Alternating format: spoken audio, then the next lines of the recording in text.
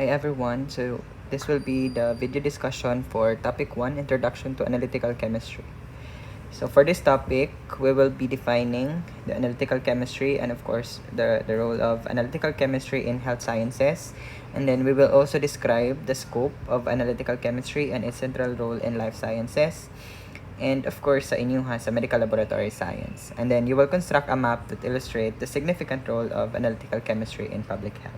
So before we dig into the calculations in analytical chemistry, we will first define kung unsa ang analytical chemistry.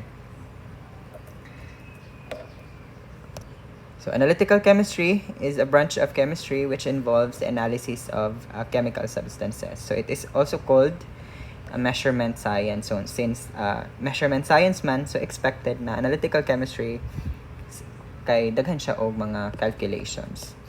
So analytical chemistry also used para i-characterize ang matter. So how to characterize matter? So we will separate, for example, if we have mixture of unknown nga mga sample, then you will separate each of the component present in that specific na sample. And then after separating, you will identify each component. And then of course, you will determine the relative amounts of each component na present sa isa ka sample.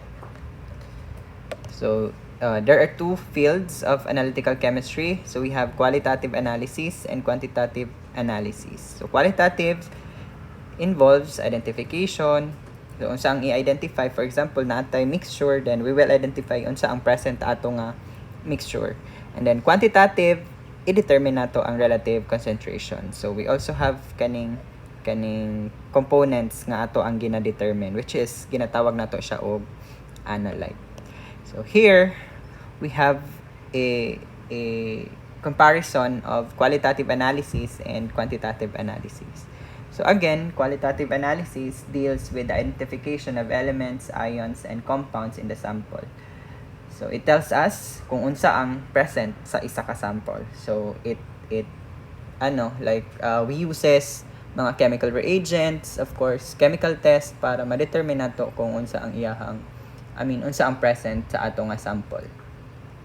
So we measure changes based on color changes or naabay precipitate nga na form, or the melting point, the boiling point, or naaba siya mga smell nga pungent smell or odor nga And then for quantitative analysis naman, so we deal with the determination of how much of the component present sa ato ang sample. So again, it tells us how much of the component, and then we express it sa concentration. So for example, we express it in molarity, normality, or molality, or whatsoever. And then since quantitative man siya, so we have numerical data nga atong gina-collect. So we have two kinds of quantitative analysis. So first is the classical chemical analysis, katong mga wet labs. And then we have also the instrumental analysis using, of course, the instruments. So analytical chemistry is applicable to other fields. So in medicine, in industry, environment, food, forensic, biochemistry, and pharmaceutical. So this one, the relationship of analytical chemistry to other branches of science. So analytical chemistry is used also sa mga lahipod nga mga fields. Let's say, for example, sa medicine for clinical chemistry. So very helpful sa medical laboratory science since we quantify constituent nga present sa mga blood sample or mga any biological sample, urine, stool, and whatsoever. And then analytical chemistry also is connected to environmental science, agriculture, and any other fields. So material science, engineering, and physics. And then the role of analytical chemistry. So first, it uses science and technology to solve practical problems, and also it works para to improve the reliability of the existing techniques. So we will adapt mga methodologies nga na-publish na. So we will adapt, and then ato ang buhaton to answer new questions.